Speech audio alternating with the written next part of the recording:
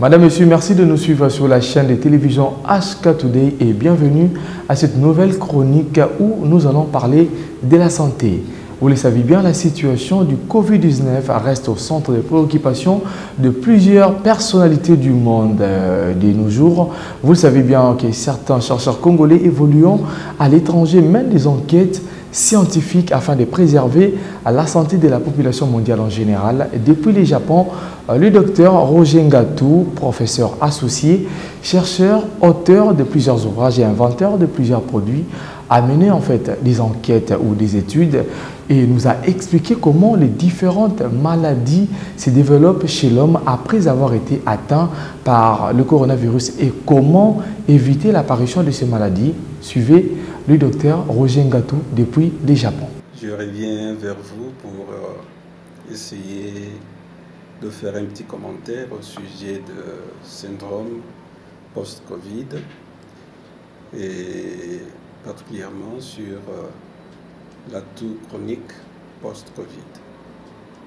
Comme notre compatriote avait souhaité recevoir quelques conseils, donc je m'en vais commenter un tout petit peu sur les problèmes de santé survenant chez des personnes qui ont été infectées par le virus SARS-CoV-2 responsable de la COVID-19.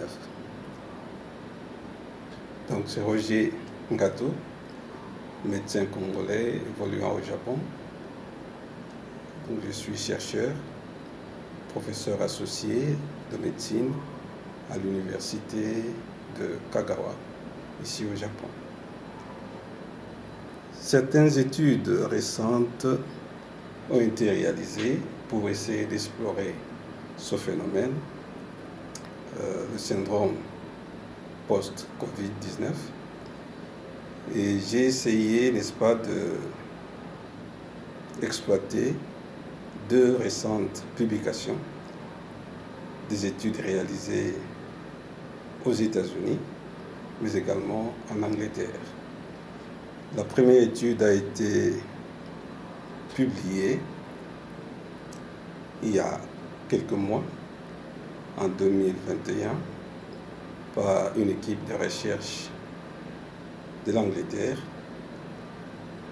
Ils ont collectionné des données de malades ayant été suivis et soignés, voire hospitalisés dans plusieurs hôpitaux d'Angleterre. Et le nombre de participants à cette étude, donc de malades, a été de plus de 47 000, à peu près 47 700 malades, qui ont été suivis après qu'ils soient sortis de l'hôpital pendant quelques mois, et ils ont fait donc l'inventaire des différents problèmes de santé chez ces personnes sorties de l'hôpital. Et ils ont comparé, n'est-ce pas, ce groupe de sujets sortis de l'hôpital à un autre groupe représentatif de la population de ce pays, donc l'Angleterre. Et ce groupe-là a représenté 50 millions d'habitants d'Angleterre. Donc, ils ont fait ce que nous appelons pairing, donc former des pairs. La personne, un sujet du groupe de malades soignés, guéris, et qui ont, n'est-ce pas, été suivis. Chacun de ces malades a été, n'est-ce pas,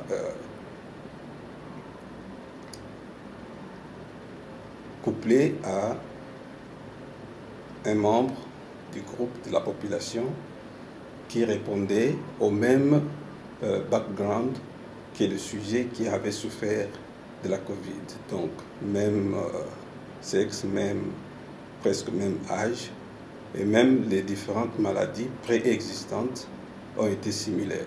Donc, pour tous les sujets ayant souffert de la Covid, hospitalisés et qui ont été, n'est-ce pas, suivis après l'hospitalisation, après avoir quitté l'hôpital, et les groupes témoins, donc les groupes de personnes qui n'avaient pas été atteints par la maladie, donc la COVID-19.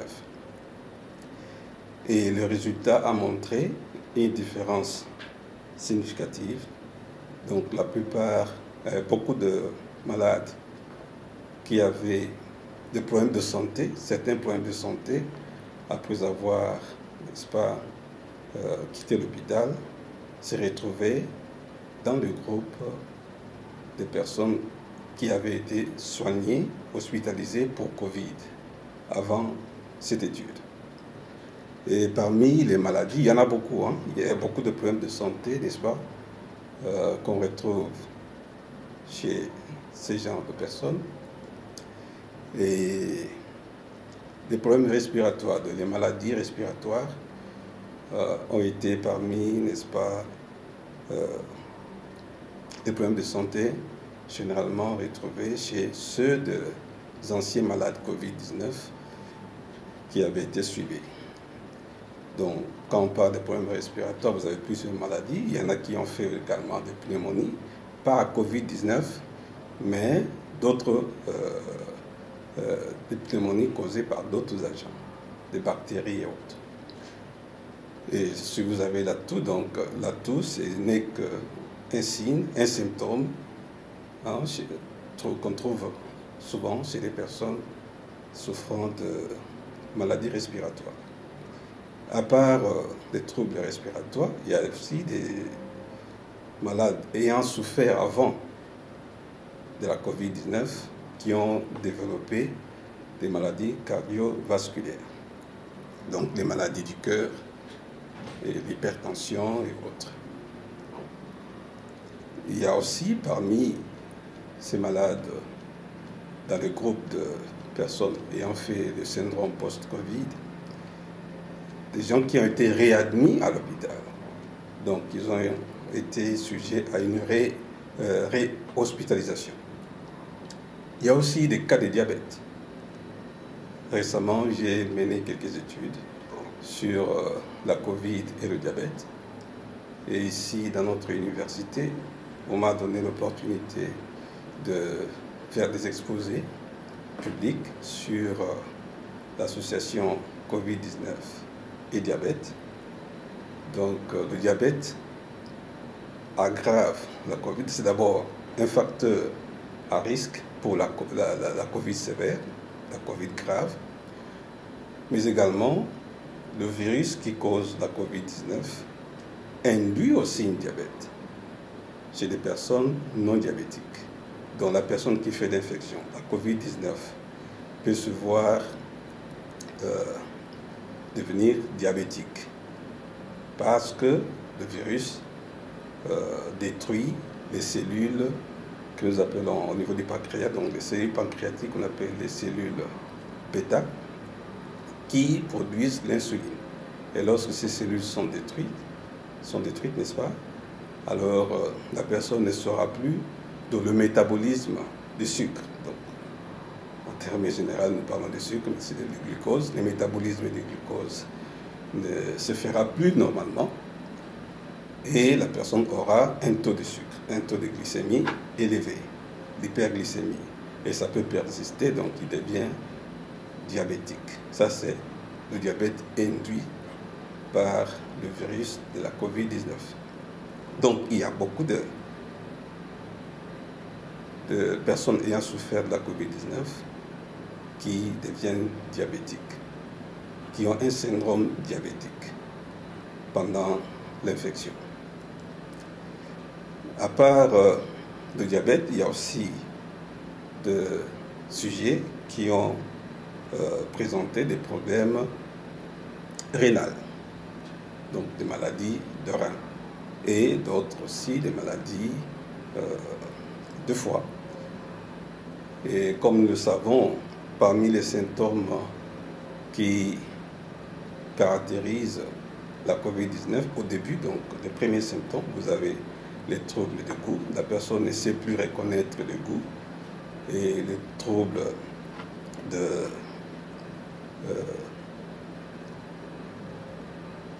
des troubles digestifs, la fièvre et autres.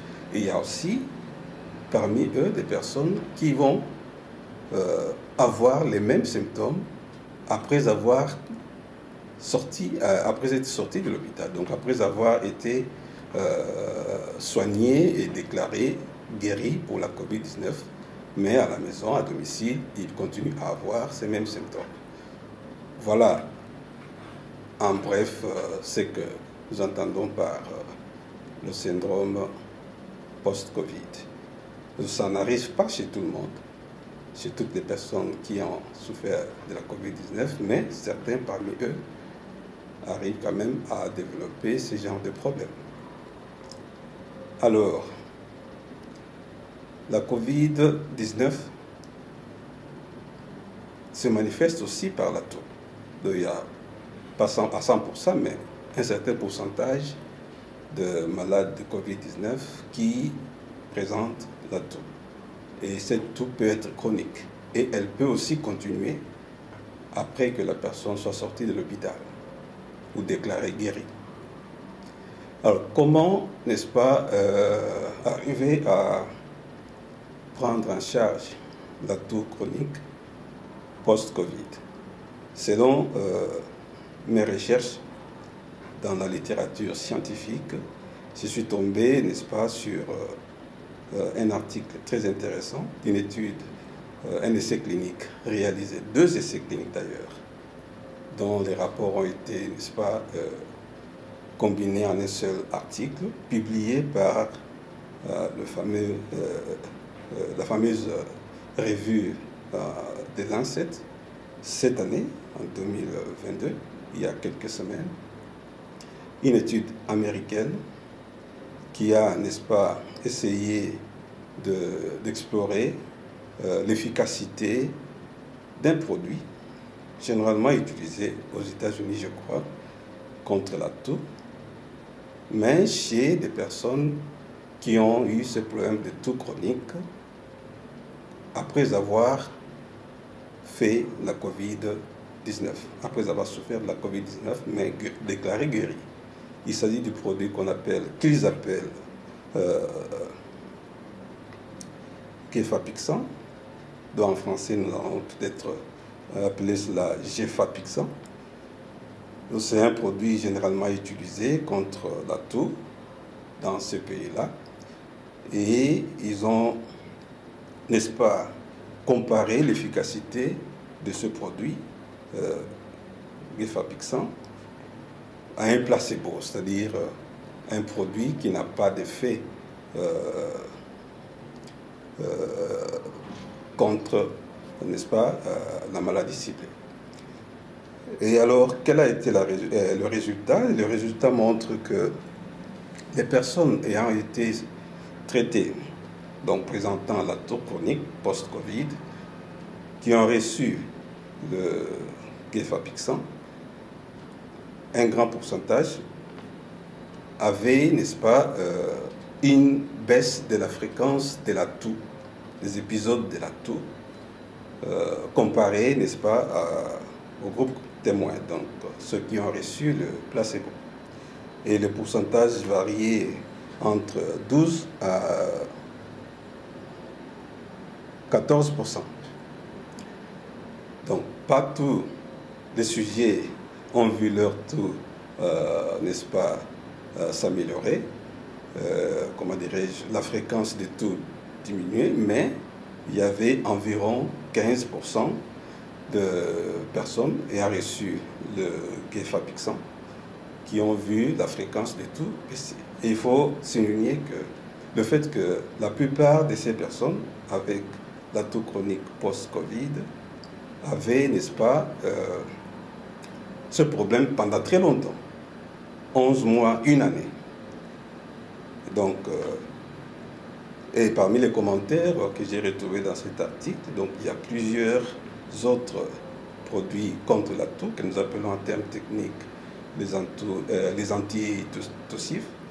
Il y a d'autres produits qu'on utilise généralement dans les hôpitaux qui ne donnent pas des résultats satisfaisants chez des personnes souffrant de la toux chronique post-Covid. Covid. Alors, quel conseil prodiguer à notre compatriote qui avait ce souci-là de voir, d'être conseillé, que faire pour, n'est-ce pas, soulager l'atout post-Covid.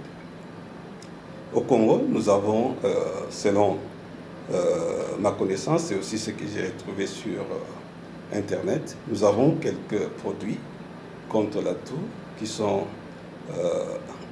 utilisés, prescrits dans les hôpitaux de Kinshasa.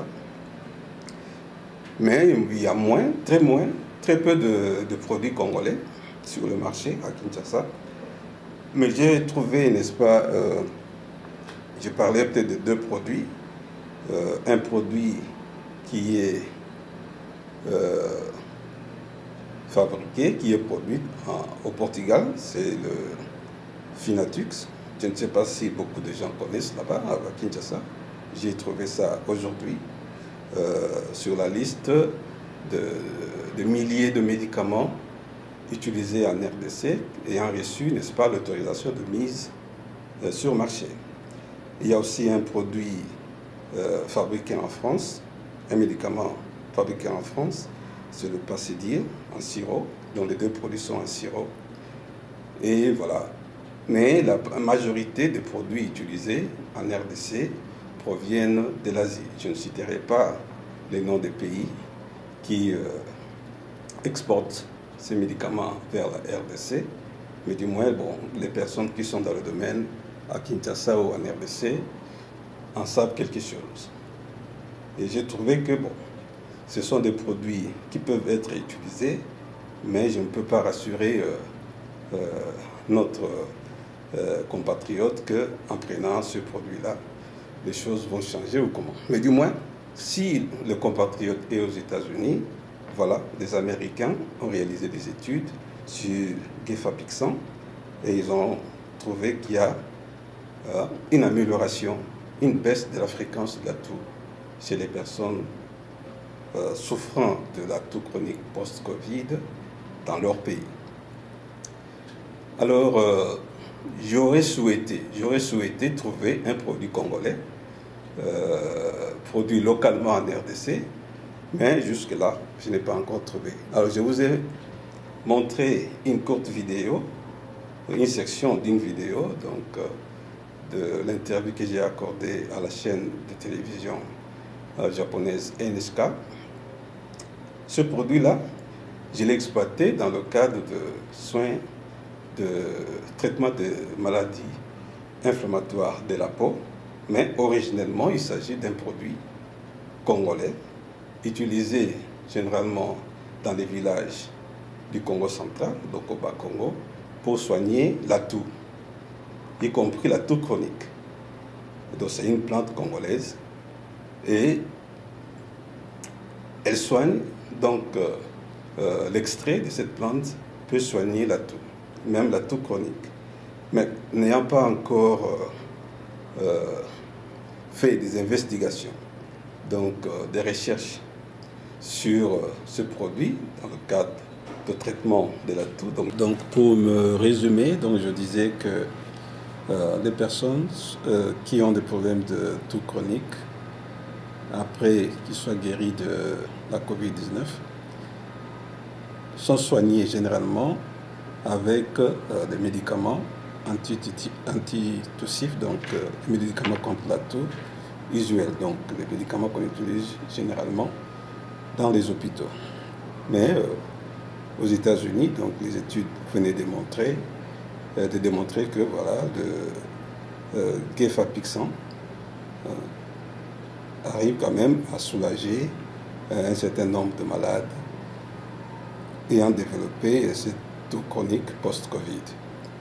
Et je disais également qu'au niveau de la RDC, donc, il y a une liste de médicaments contre la toux que j'ai retrouvé sur Internet.